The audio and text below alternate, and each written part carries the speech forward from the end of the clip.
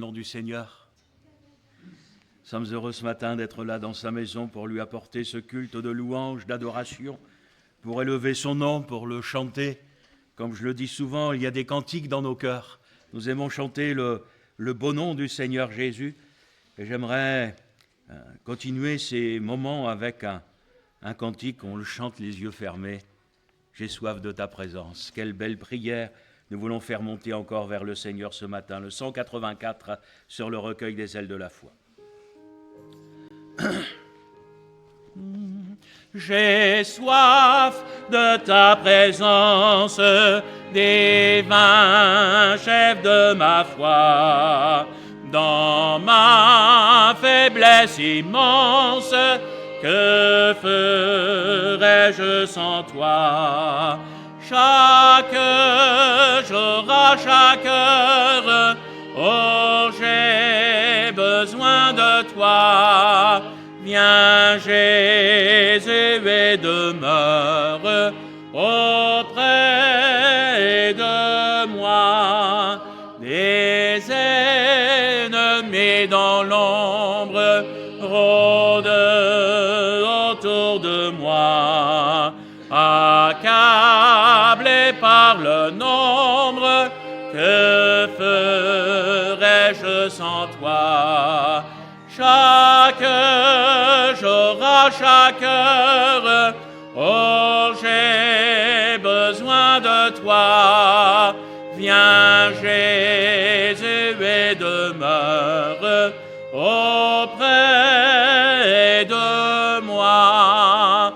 Pendant les jours d'orage, d'obscurité des fois, quand faible est mon courage, que ferais-je sans toi? Chaque jour, à chaque heure, oh, j'ai besoin de toi. Viens, Jésus, et demeure auprès de moi. Oh, Jésus, ta présence, c'est la vie et la paix. La paix dans la souffrance et la vie à jamais. Chaque jour, à chaque heure, oh, j'ai besoin de toi. Viens, Jésus, et demeure auprès de moi. Et non seulement il est auprès de nous, mais il est en nous. Il vit en nous par le Saint-Esprit. Il a fait de nos corps son temple. Il a fait de nos corps sa demeure. Mais quelle grâce, et c'est difficile, frères et sœurs, même à imaginer cela, à comprendre ça. Jésus vit en nous par le Saint-Esprit. Quelle grâce. Alors nous voulons ce matin le glorifier. Frères et sœurs, moi je souhaite qu'une seule personne soit élevée ce matin.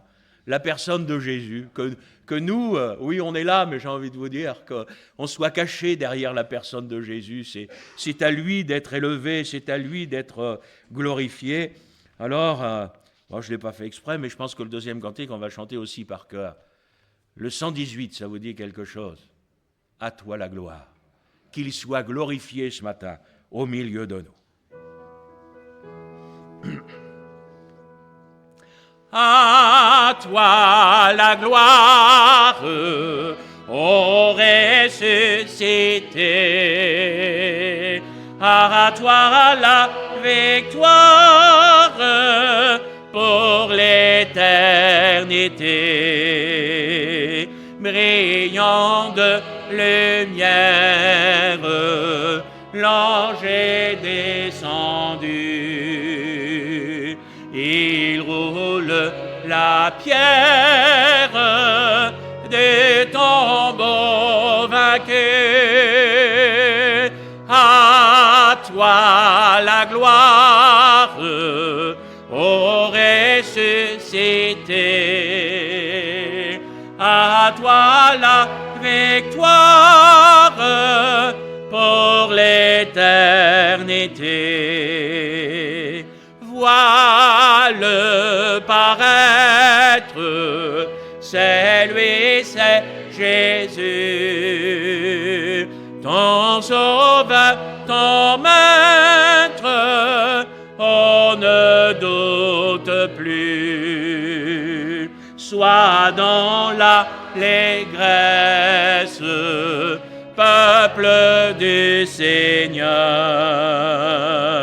et redis sans cesse que Christ est vainqueur. À toi la gloire, ô ressuscité, à toi la victoire pour l'éternité. Craindrais-je encore, il vit à jamais,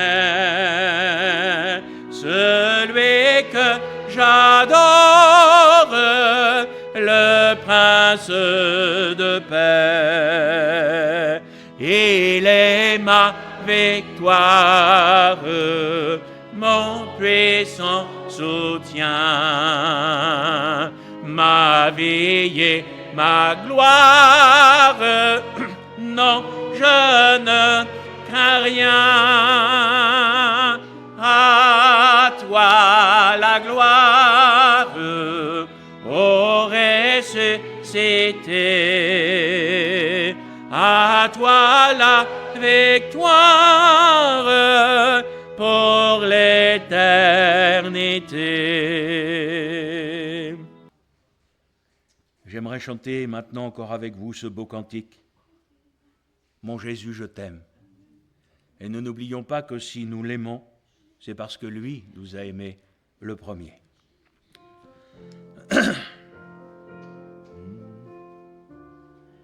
Mon Jésus, je t'aime, je te sais à moi. Oh, quel charme extrême me retient à toi. Les plaisirs du monde ne m'attirent plus. Ton amour m'inonde, je t'aime, ô Jésus. Mon Jésus, je t'aime, car tu m'as sauvé. En t'offrant toi-même, ton sang m'a lavé. Sur la croix bénie, pour moi t'es mouru. Ta mort est ma vie, je t'aime, ô Jésus. Ici-bas, je t'aime jusque dans la mort. À l'heure suprême des derniers efforts, ma voix expirante ne s'entendra plus. Sachez que je chante, je t'aime, ô Jésus. Je verrai ta face, quel ravissement. Je louerai ta grâce éternellement et dirai sans cesse avec les élus l'hymne d'allégresse. je t'aime, ô Jésus. Pleine de charme bouillonne dans notre cœur. Notre œuvre est pour le roi. Tu es le Seigneur. Nous inclinons devant toi ce matin. Te contemplons, Jésus, dans ta gloire, dans ta beauté, dans ta sainteté. Qui sommes-nous pour être devant toi? Tu as fait de nous tes enfants, tes frères, tes sœurs. Tu n'as pas honte de nous appeler comme cela, nous dit ta parole. Tu t'es abaissé jusqu'à nous. Toi, le Fils du Dieu vivant, toi, par la parole duquel la terre a été créée. Seigneur, nous ne mesurerons jamais la grâce qui nous a été faite, mais comme c'est bon d'être en ta présence, comme c'est bon de se sentir aimé de toi, comme c'est bon de savoir nos vies dans ta main. Seigneur, ce matin, reçois la reconnaissance de nos cœurs, reçois notre louange, reçois notre adoration, accepte l'offrande de nos vies. Seigneur, voici devant toi. Nous voulons être à tes pieds pour recevoir ta parole. Nous voulons avoir de ces cœurs malléables entre tes mains.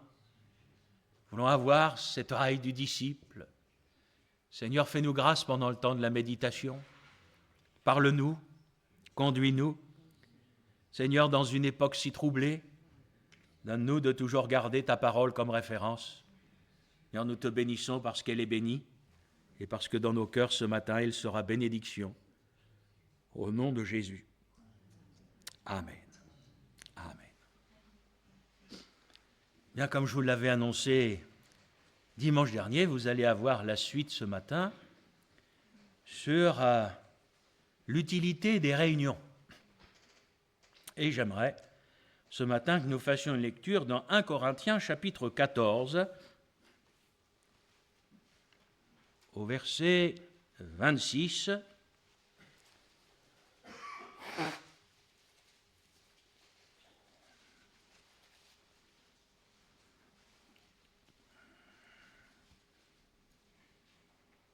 1 Corinthiens 14, 26. Que faire donc, frères? Lorsque vous vous assemblez les uns ou les autres, ont-ils parmi vous un cantique, une instruction, une révélation, une langue, une interprétation? Que tout se fasse pour l'édification. » Et puis encore dans 1 Pierre,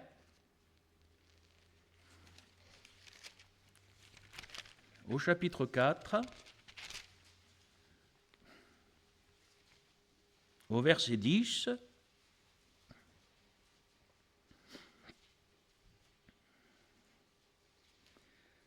comme de bons dispensateurs des différentes grâces de Dieu, que chacun de vous mette au service des autres le don qu'il a reçu. Amen. Lorsque vous vous assemblez, il y a quelque chose que le Seigneur a prévu par le Saint-Esprit, c'est que nous soyons utiles à l'autre. Donc, notre rassemblement, nos réunions, c'est pas seulement moi, mais c'est moi et l'autre. Je vais être utile à l'autre. Je vais apporter quelque chose à l'autre. Je vais être édifié par l'autre. Si je reste chez moi, comment pourrais-je être édifié par les autres? Nous voyons donc l'importance, la nécessité de nous rassembler. Ce rassemblement, il est voulu par le Seigneur. Lorsque vous vous assemblez, que les chrétiens s'assemblent, c'est prévu. Et j'aimerais vous dire que les chrétiens se sont assemblés avant Internet. Et ce n'est pas parce qu'Internet est arrivé que le principe du rassemblement s'est éteint. Et qu'après tout, on n'a plus besoin de se rassembler et on peut faire ça par Internet. Le rassemblement des frères et des sœurs, c'est spirituel, c'est biblique, c'est voulu de Dieu et ça s'appelle l'Église locale. Et le Seigneur a voulu que partout, des églises locales soient implantées. Quand vous voyez les épîtres de Paul, quand vous voyez par exemple l'épître de Paul à Tite, il paraissait logique pour l'apôtre Paul que dans chaque ville, il y ait une assemblée avec à sa tête un ancien. Voilà, là c'était. Alors bien sûr, chaque assemblée fait partie de l'Église universelle, on est bien d'accord, l'ensemble de tous ceux qui sont sauvés, mais il y a une œuvre qui ne peut se faire que lorsque l'Église, elle est assemblée. Quand le Seigneur nous a sauvés,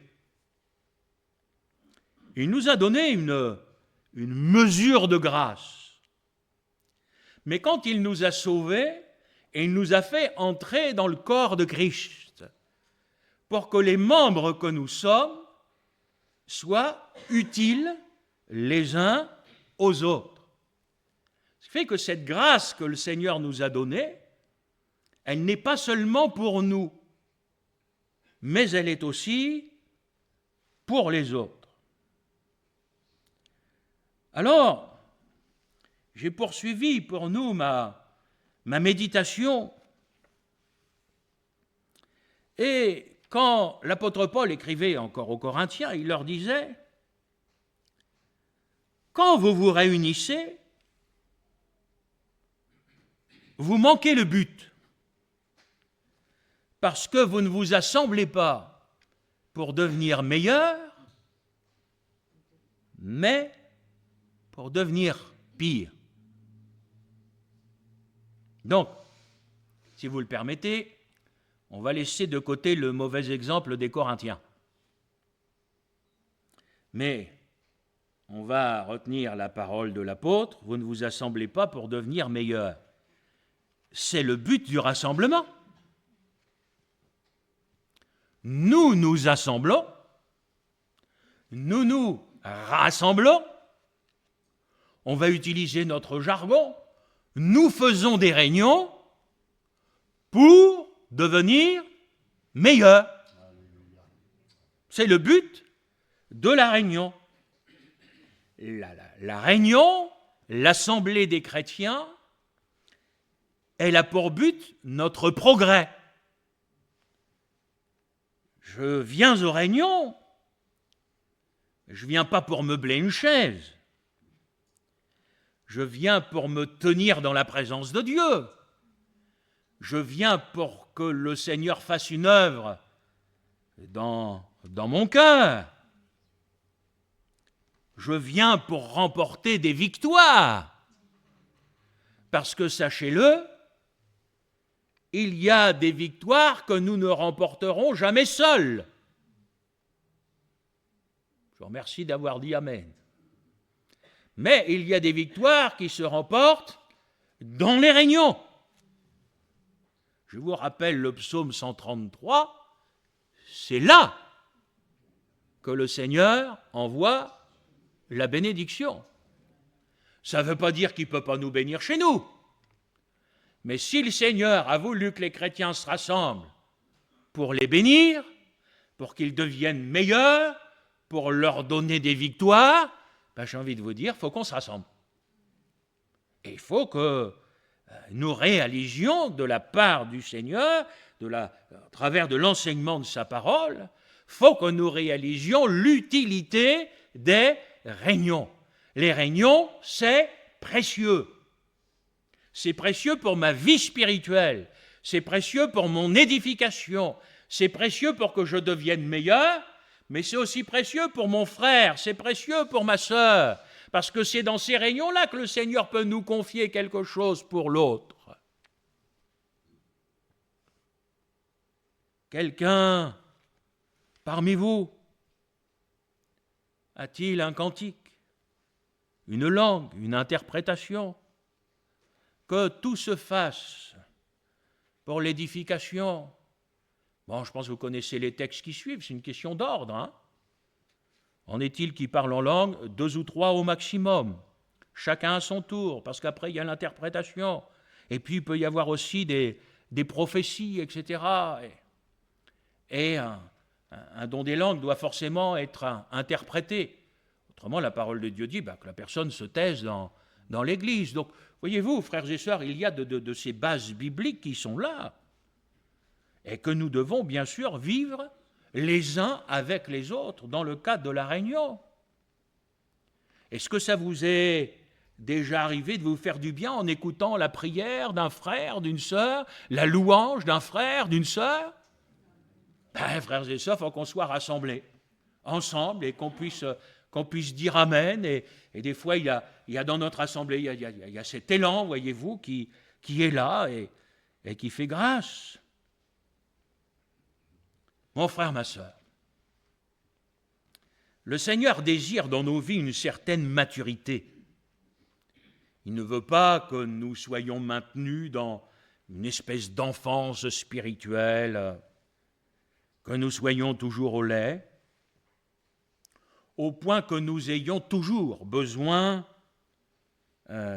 pour tout et tout le temps, des autres. Que nous ne soyons pas capables de prier nous-mêmes. Parce qu'avant de demander la prière des autres, il faut commencer par prier soi-même.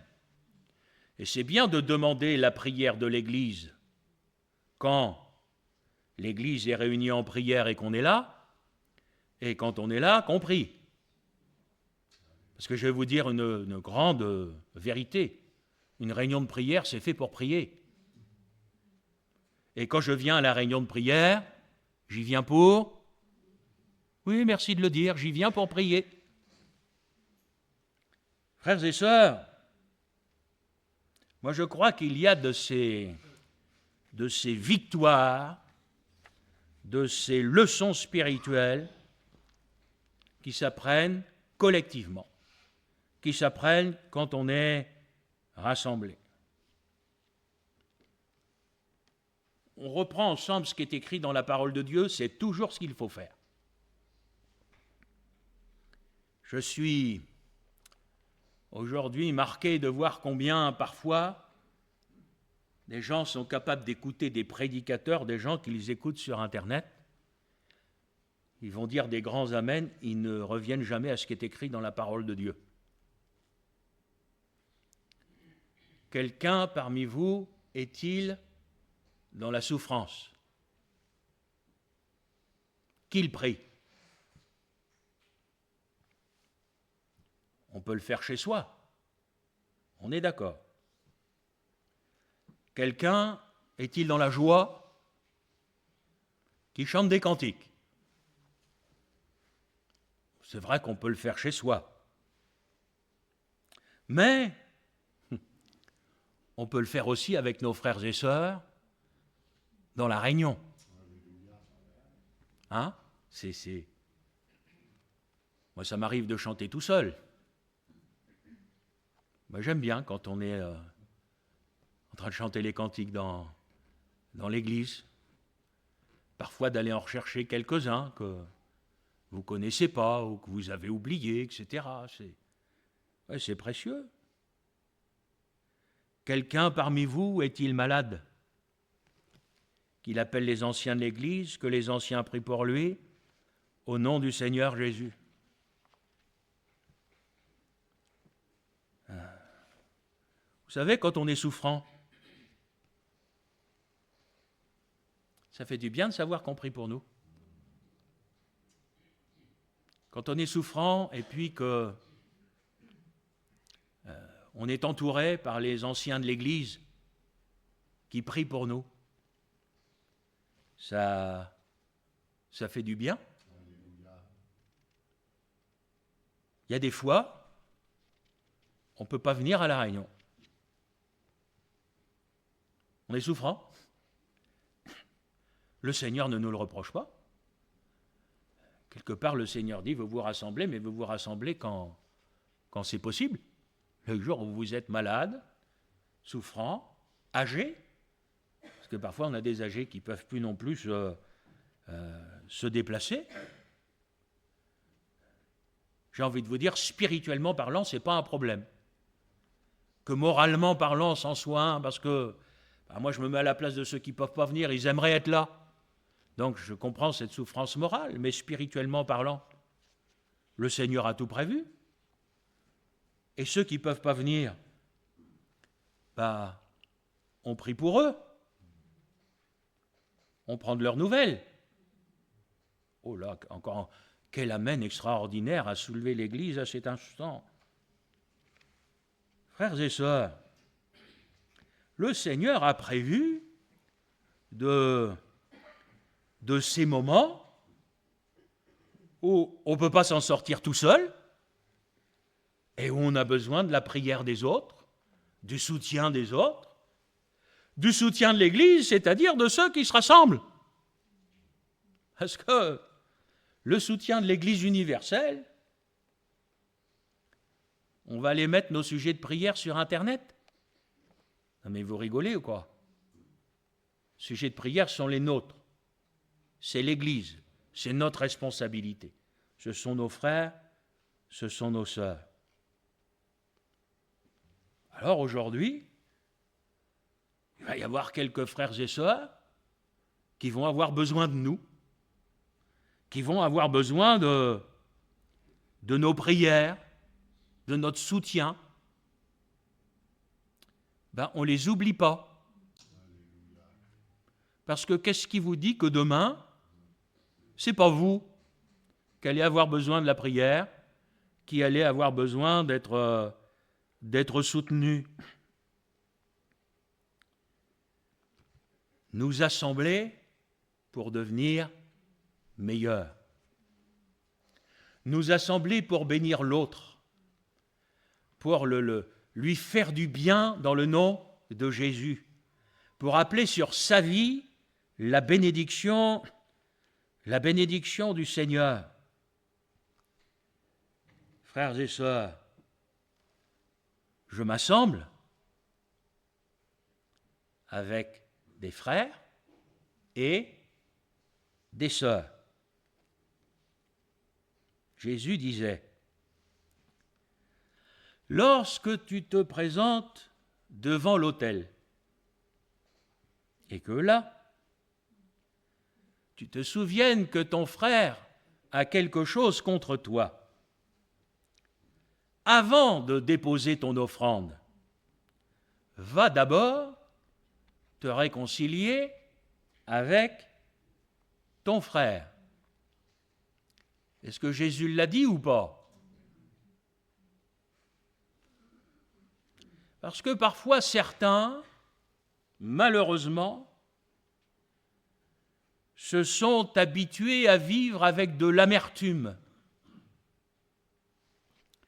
Certains se sont habitués à vivre avec de la rancune.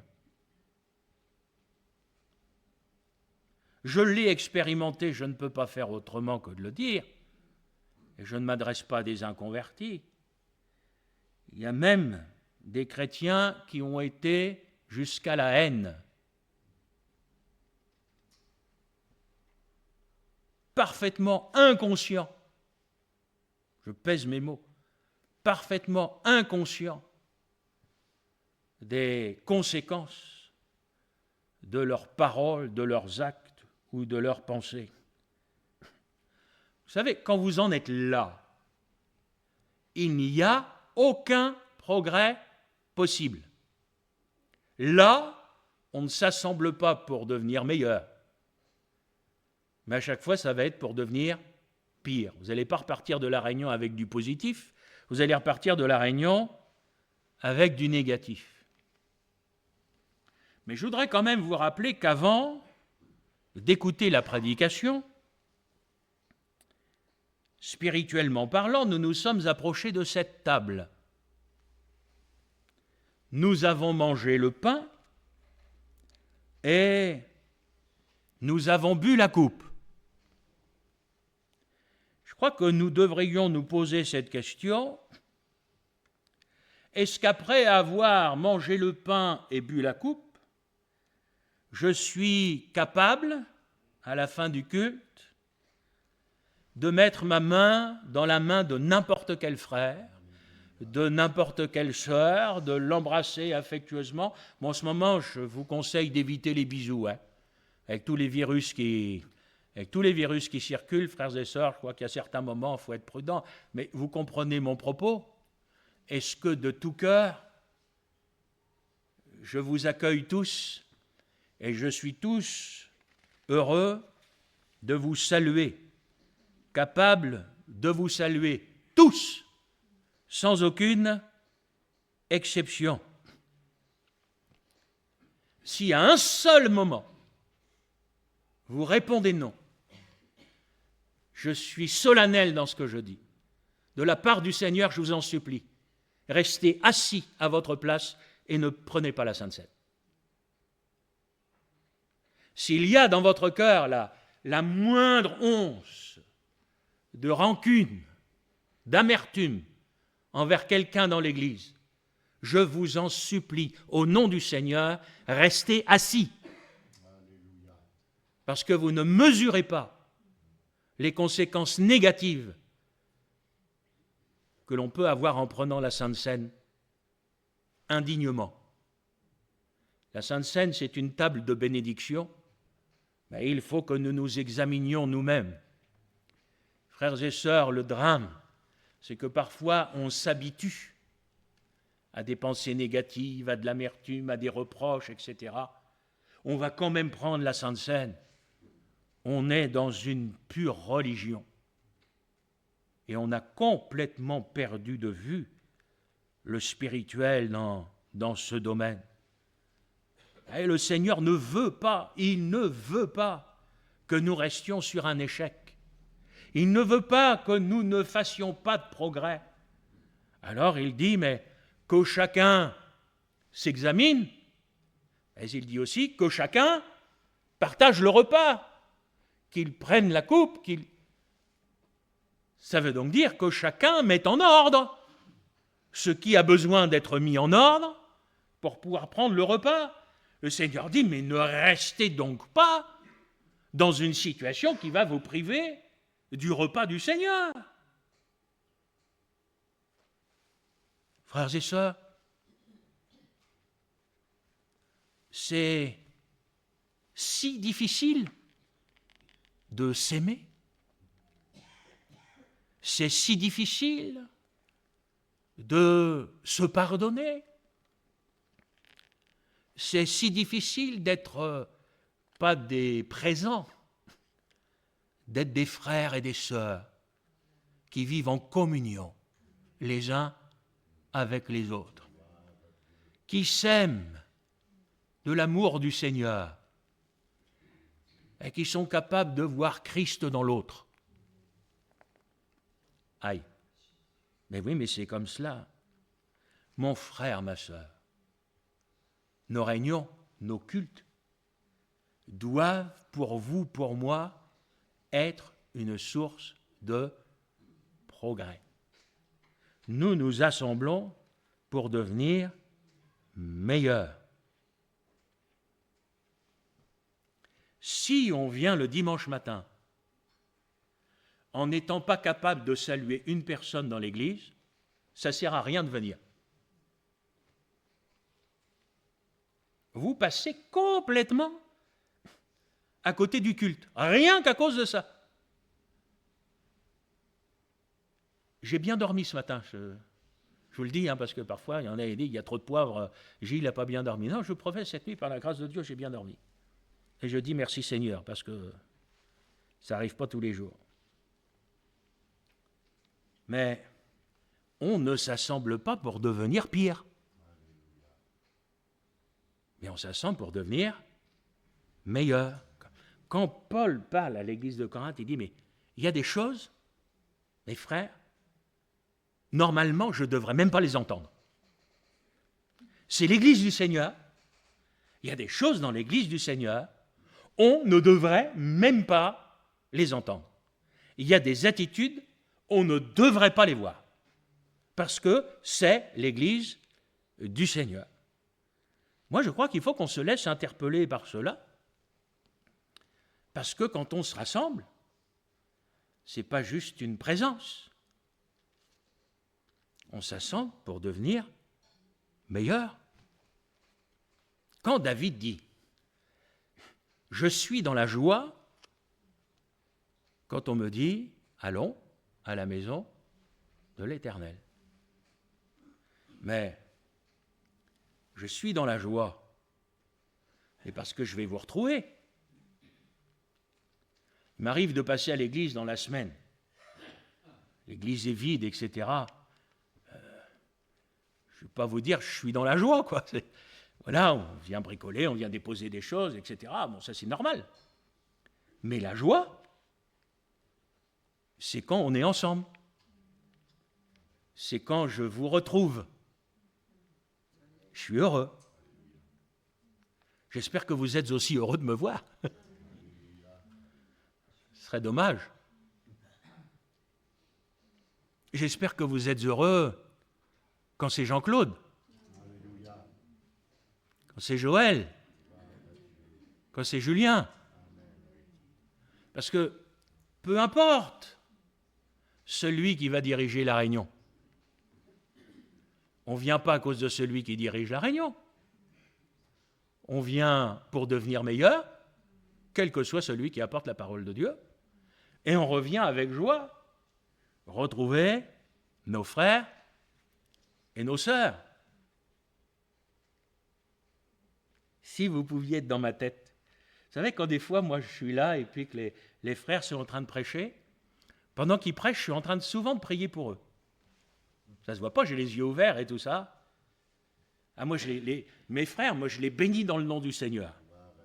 Je dis, vas-y, allez, Seigneur, donne-lui. Voilà, c'est ça la prédication, quoi, je veux dire. Moi, que ce soit moi qui prêche, que ce soit les frères, l'essentiel, c'est que la parole de Dieu, elle soit apportée. Alors, bien sûr, chacun apporte avec la dimension qu'il a reçue, mais chacun apporte.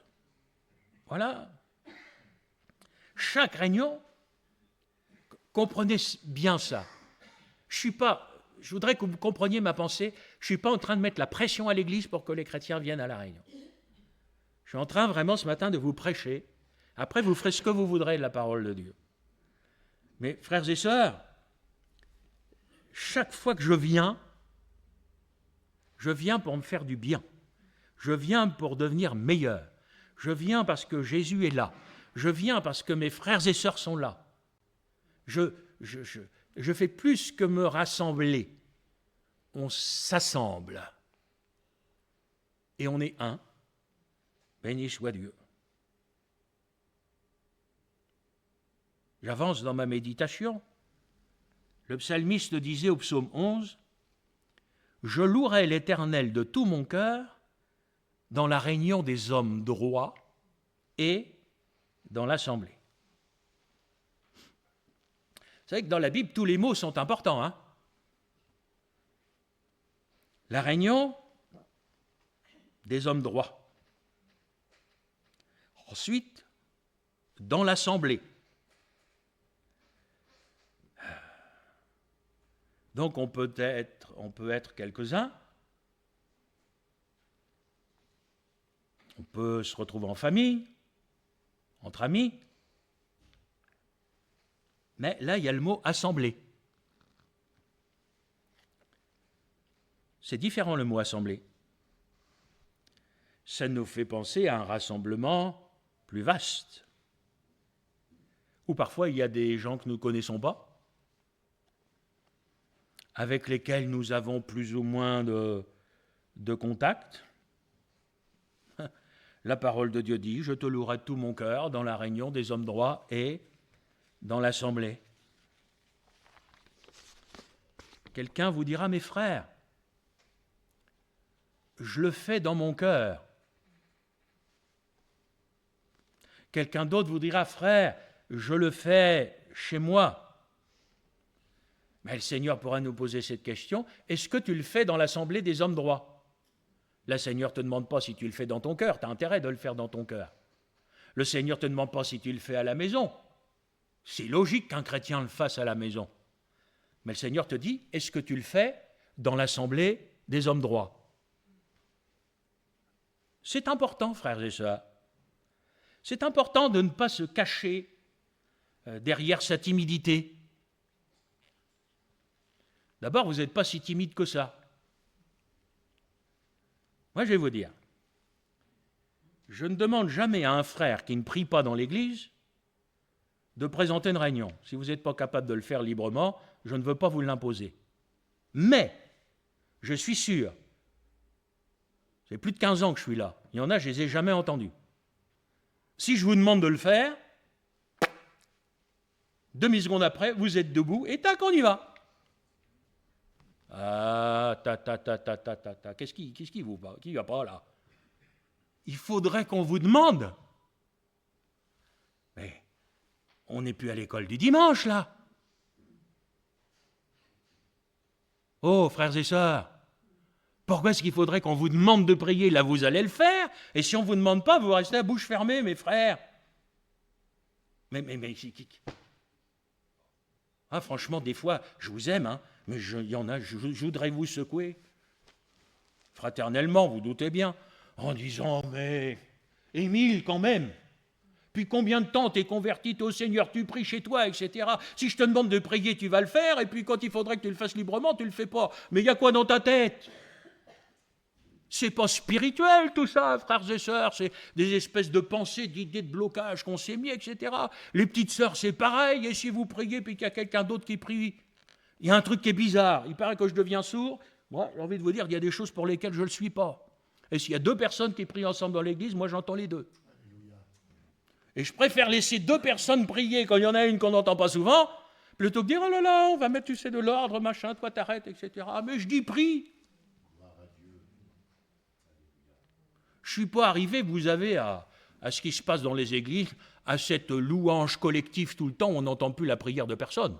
Ce n'est pas du tout ça que je suis en train de vous dire. Mais mon frère, la réunion de la louange, hein? C'est beau quand même le dimanche. Tu y as ta place. Même si tu as une petite voix, même si tu es couvert, etc. T'arrêtes pas. C'est moi le pasteur, moi qui vous le dis. S'il y a déjà quelqu'un qui prie, vous priez à deux, tu continues. Je préfère que vous priez à deux que pas du tout. Amen. Et rassemblement. Oui. Frères et sœurs, dans le livre des Actes, l'apôtre, il est envoyé en mission par l'église d'Antioche. C'est l'Église qui l'envoie. Et c'est l'Église qui prie pour lui.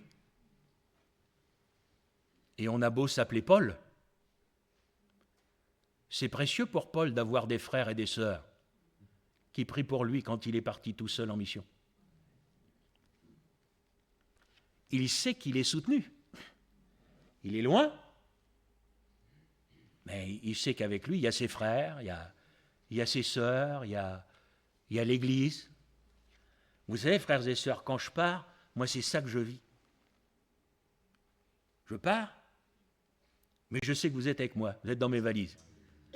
Je sais que vous priez, on est un cœur, une âme. Je sais que si je vous dis, comme là, comme j'ai fait à la fin novembre, début décembre, j'ai dit, frères et sœurs, je vais faire une mission en Afrique, je sais que vous priez pour moi.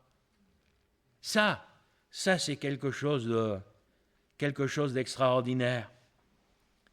Et puis Paul revient de mission. Quand il revient de mission, il parle de son travail, il partage avec les nouvelles, avec les frères et sœurs. Vous savez, frères et sœurs, l'homme de Dieu, ce n'est pas celui qui pense qu'il peut tout faire tout seul, qu'il a besoin de personne. Mais c'est celui qui sait que dans l'œuvre de Dieu, on ne peut rien faire sans les autres. Eh oui. Et moi, je réalise, de toute façon, que plus on vieillit, moins on peut en faire. Ben oui. Il y a des fois, je me surprends moi-même. Oh, je me dis, dis donc, il y a quelques années en arrière, tout ça, j'aurais pris tout ça par les bras. Aujourd'hui, c'est plus tout à fait pareil. Je vais terminer en vous disant que les rassemblements, je ne vais pas terminer sur une note négative, mais je vais terminer sur une note biblique. Les rassemblements ont aussi pour but de permettre à l'Église d'exercer la discipline. La discipline. C'est pas un malheur, hein. C'est pas une calamité. La Bible dit, celui qui se tient à l'écart cherche, vous connaissez le texte, ce qui lui plaît, et il s'irrite contre tout ce qui est sage. Parfois, vous avez des enfants qui ont mal tourné. Ils ont été élevés sans discipline. C'est des enfants qu'on a gâtés alors qu'on aurait dû les corriger. Des enfants qu'on a laissés faire alors qu'on aurait dû les reprendre. Des enfants devant lesquels on a plié alors qu'on aurait dû s'opposer à eux. C'est pourquoi la parole de Dieu dit, « Mon fils, ne méprise pas le châtiment du Seigneur quand il te reprend. C'est comme des fils que Dieu vous traite. » Alors, si vous êtes exempt du châtiment auquel tous ont part, c'est que vous êtes des enfants illégitimes. C'est que vous n'êtes pas des enfants de Dieu. Béni soit Dieu pour l'Église. Je ne parle pas pour moi, comprenez ce que je dis. Béni soit Dieu pour l'Église auquel le Seigneur donne un pasteur, pas un prédicateur, un pasteur, un vrai, un berger qui conduit le troupeau. Béni soit Dieu pour l'Église à laquelle le Seigneur donne des anciens. Et vous pouvez dire merci au Seigneur. Béni soit Dieu pour l'Église dans laquelle il y a une discipline, dans laquelle on ne peut pas faire ce qu'on veut, tout et n'importe quoi. On ne peut pas dire tout et n'importe quoi. Béni c'est Dieu. Il y a assez d'églises aujourd'hui où tout ça n'existe plus et où les gens font ce qu'ils veulent et ils poussent comme de la mauvaise herbe. Frères et sœurs, ne vivez pas en dehors de l'Église. Parce que quand on vit en dehors, on n'a plus personne. On n'a plus personne à côté de nous pour nous dire « Frère, tu ne devrais pas parler comme ça. Ma sœur, tu ne devrais pas dire ça. C'est pas bien. » Quand il n'y a plus l'Église, il n'y a plus ça. Il n'y a plus cette parole de Caïn au Seigneur, « Suis-je le gardien de mon frère ?» Oui, nous sommes tous responsables les uns des autres. Et s'il y en a un qui tombe, tu ne le regardes pas tomber en disant « c'est bien fait ». Mais tu as de la peine de le voir tomber, tu as de la peine de le voir dire des choses, de le voir faire des choses. Alors parce que c'est ton frère, c'est ça la vraie fraternité. Tu voulais dire « mais mon frère, mais je ne suis pas d'accord avec toi ». Ah oui, mes frères, si je dis ça, on ne le verra plus. Mais si quelqu'un est dans un état comme ça, de toute façon, c'est comme s'il n'était déjà pas là. Le vrai côté fraternel, c'est pas de se juger, mais c'est de se dire, mais on ne peut pas laisser un frère, on ne peut pas laisser une sœur comme ça. C'est comme ça qu'elle s'exerce, la discipline. Souvent, quand on parle de discipline, les chrétiens, ils pensent toujours à exclusion. J'ai envie de vous dire, vous savez, avant qu'on exclue quelqu'un de l'Église, faut qu'il y ait eu des choses qui aient été des choses graves. Hein. Mais il y a une discipline spirituelle entre frères et sœurs, dans nos partages, dans nos propos. On a le droit de dire à un frère ou une sœur, je ne suis pas d'accord avec toi, à partir du moment où on reste biblique. Si moi je vous dis, il faut pardonner, il faut s'accorder, puis que vous me dites, Gilles, je ne suis pas d'accord avec toi, en fin de compte, c'est avec la parole de Dieu, vous n'êtes pas d'accord. Donc là, ce n'est pas la même chose. Mais mon frère, ma sœur, c'est ça aussi être un frère et une sœur. C'est pas entendre et voir, tout avaler sans rien dire.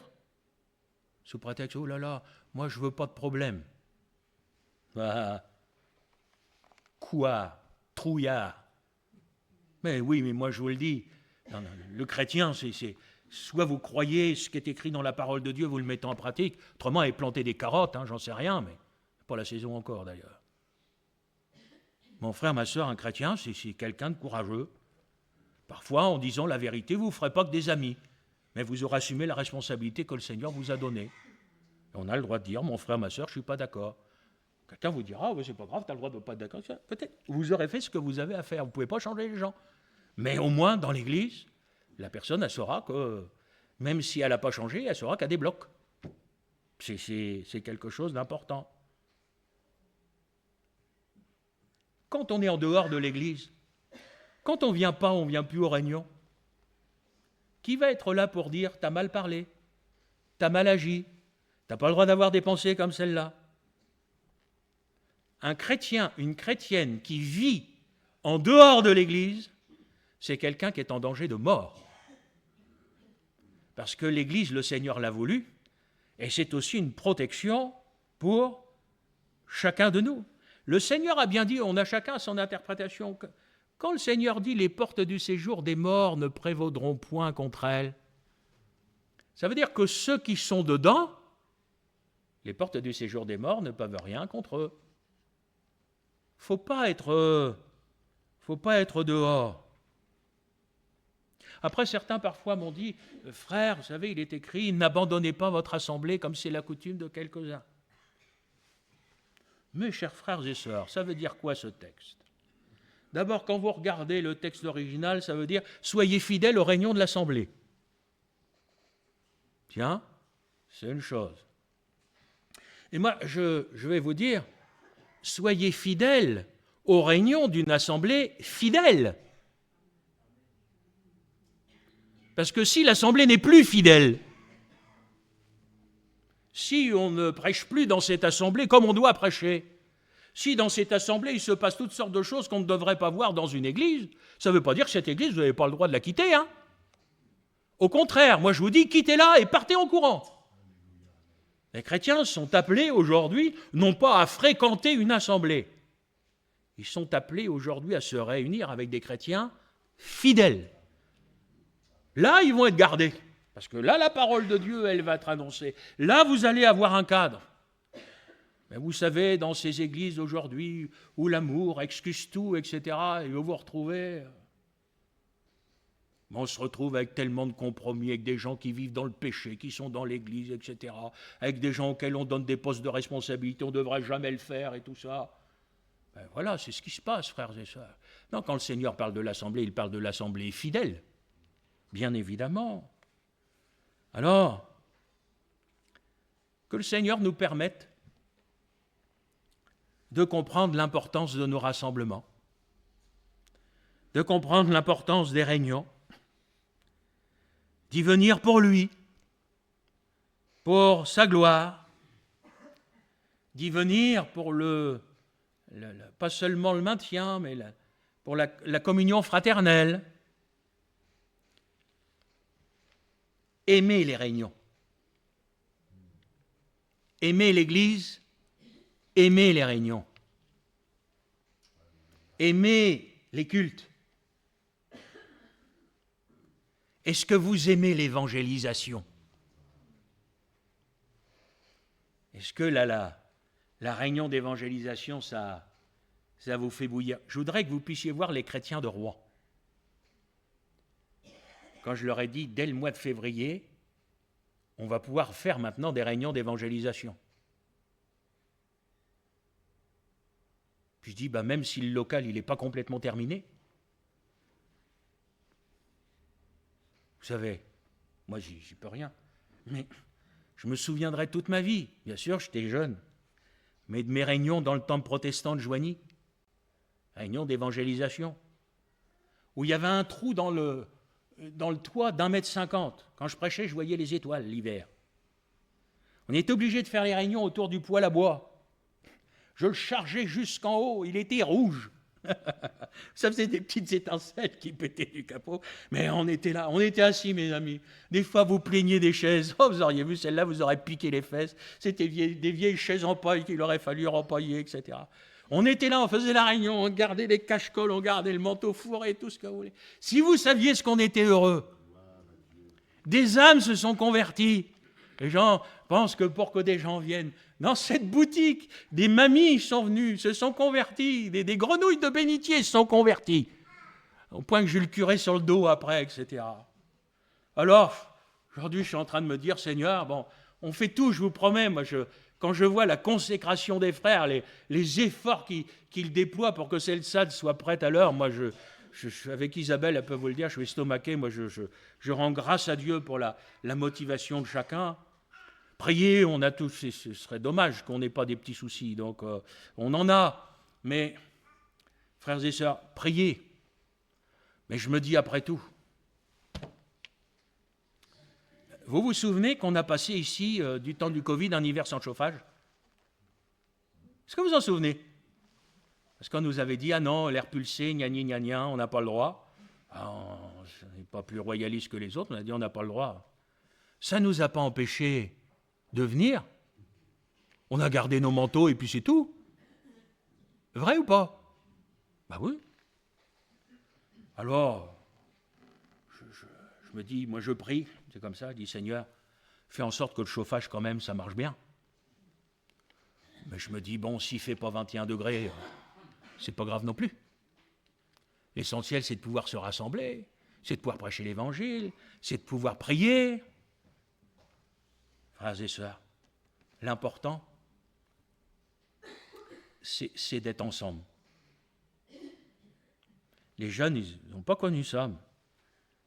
Moi, quand je suis arrivé dans l'église de Vimoutier, le chauffage, c'était un poêle à fioul. Vous auriez vu le machin, un gros truc, là, comme ça, il montait bientôt jusqu'au plafond. Il fallait le recharger avec le jerrycan, hein.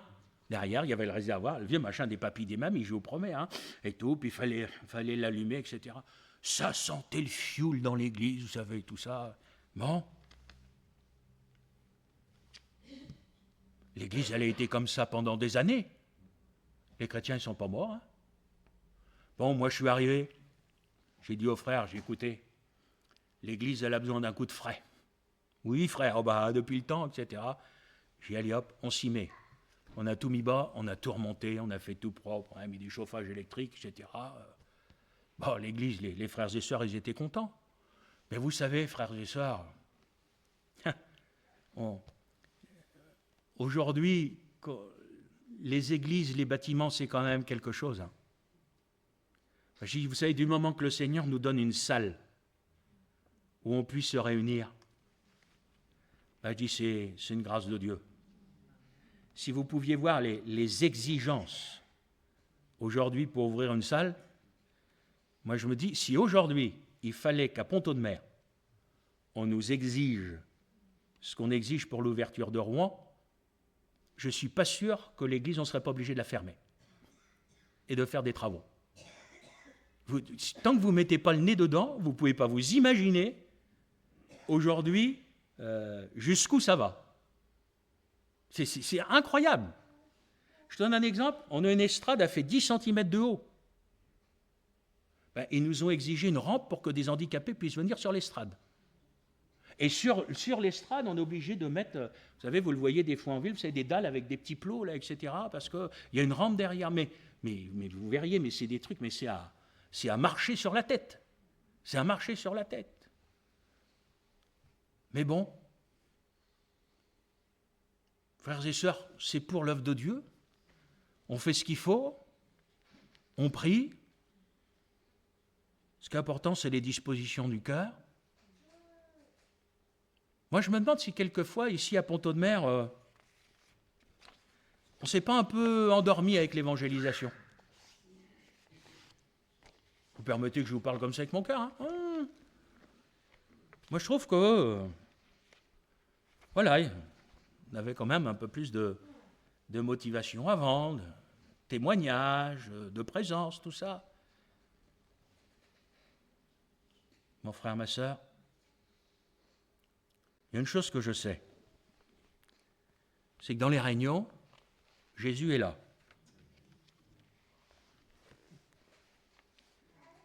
Vous savez que Jésus sera là cet après-midi.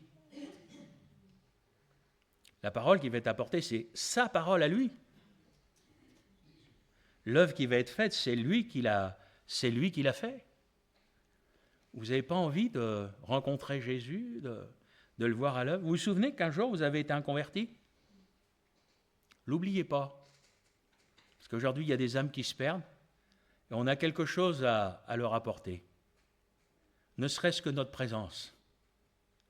Là où vous avez des églises qui se vident, les inconvertis le voient. Mais quand ils viennent dans une église, il y a du monde, ils disent « Ah, rien que ça. Ah, il y a du monde. » Frères et sœurs, que le Seigneur nous bénisse. Merci pour ta parole. Merci pour ces exhortations.